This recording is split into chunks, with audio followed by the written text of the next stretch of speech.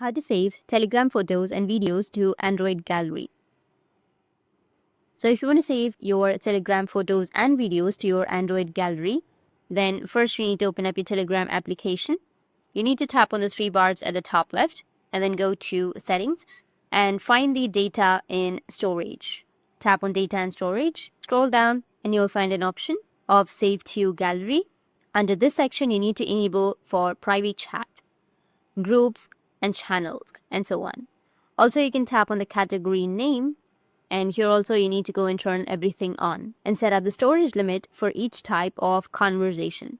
But if you don't want to save all the media to your gallery, you can disable the feature. Now go back to the chats page, select the chat, find any photo you wish to save, a photo or a video, tap on it, and then go with the three dots which is on the top right, and here you will have Save to Gallery option. Once you've saved it to your gallery, you can go back and open up your gallery and your video will be right there. That's how you can save Telegram photos and videos to your gallery, and if you have any questions, feel free to comment below. Thanks for watching.